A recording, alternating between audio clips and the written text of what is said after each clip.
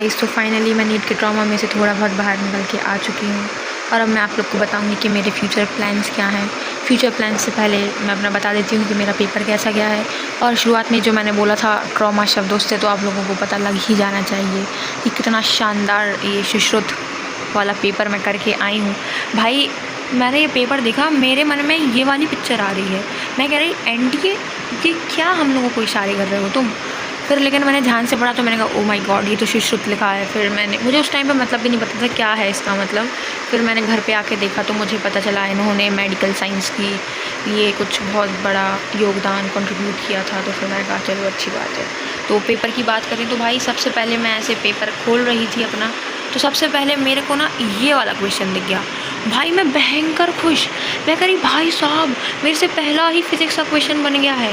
तो फिर मैंने सोचा कि पहले ना मैं बायो कर लेती हूँ, क्योंकि मेरी बायो सबसे स्ट्रॉन्ग है। तो मैंने सोचा कि बायो कर लेती हूँ, फिर मैं फ़िज़िक्स के ऊपर आऊँगी। तो फिर मैं फ़िज़िक्स के ऊपर बायो के ऊपर चली गई। तो भाई मेरे को बायो सॉल्व करते करते टेंशन हो गई कि भाई इतनी ईजी बायो है, कट ऑफ तो बहुत ही ज़्यादा मतलब कट ऑफ तो बहुत ही ज़्यादा हाई चला जाएगा, इतनी ईजी बायो है। तो भाई मेरे को पहली बार ईजी पेपर देख के दिक्कत हो गई, मुझे थोड़ी टेंशन होने लगी। फिर मैं आई केमिस्ट्री पे, मुझे कम से कम 1 घंटा 15 मिनट नहीं 1 घंटा ही लगा था शायद बायो करने में। फिर मैं आई केमिस्ट्री पे तो मैं देख रही भाई कुछ क्वेश्चंस तो मेरे से बन रहे हैं, थोड़े बहुत ही बन रहे हैं और थोड़े ज़्यादा बहुत मेरे से बन नहीं रहे हैं। तो मैंने कहा भाई कट ऑफ उतना भी हाई नहीं जाएगा, क्योंकि केमिस्ट्री है मॉडरेट टू टफ, चलो ठीक है। फिर मैंने भाई जैसे तैसे मेरी से केमिस्ट्री बनी जितनी भी बनी। फिर मैं आई भाई फिज़िक्स पे, फिर मैंने कहा भाई फिज़िक्स तो मेरे से बन रही है, क्योंकि भाई मैं ये वाला क्वेश्चन कर चुकी हूँ, ये वाला क्वेश्चन का आंसर मुझे पता चल गया है। फिर मैंने शुरुआत से करना चालू करी पहले क्वेश्चन से। भाई मेरे से कोई सही क्वेश्चन नहीं बन रहा, मेरा दिमाग ख़राब हो गया। मैं अपने लेवल के क्वेश्चन ढूंढने लगी। मैं वो यूनिट एंड डायमेंशन वगैरह के, काइनेमेटिक्स के ऐसे सरल से मिल जाए मेरे को, डिस्टेंस और ये स्पीड वेलोसिटी वाले, मैं वो देखने लगी। मेरे को एक आध तो चलो वो बन गया। फिर मैं भाई ये वाले क्वेश्चन पे आई तो मैं खुश हो गई थोड़ा बहुत कि चलो भाई यूनिट एंड डायमेंशन का पेपर है, कांस्टेंट दिया है इसमें तो निकाल लूँगी। और मेरे को ना सिर्फ बोल्ट्जमैन कांस्टेंट का याद था, डायमेंशनल। भाई मैं कह रही यार ये क्वेश्चन भी नहीं बन रहा मेरे से। शिट, मैं फ़िज़िक्स में बहुत ही कम अटैम्प्ट करके आई हूँ, इस वजह से कि मेरी माइनस मार्किंग ना हो जाए, क्योंकि बायो में मेरी हो चुकी है इस बार। अभी घर पे आके मैंने नंबर जब जोड़े थे ना तो +4 +4 -1 ऐसा -1 चल रहा है। तो फिर मेरा स्कोर उतना अच्छा खासा नहीं जा रहा है। ये 3 नीट दिए हैं मैंने, और भाई अभी रिफ़ंड का भी कुछ नहीं पता है कि रिफ़ंड कब तक आएगा। खैर जल्दी आ जाए रिफ़ंड तो अच्छी बात है। और अब फ्यूचर प्लान्स की बात करें तो मैंने यही सोचा है कि एक अपने आप को और चांस दे सकती हूँ मैं, क्योंकि जैसे अभी ये लास्ट 1 महीने में मेरे साथ बहुत सारी चीज़ें हुई, बहुत सी फैमिली इश्यूज़ भी आए।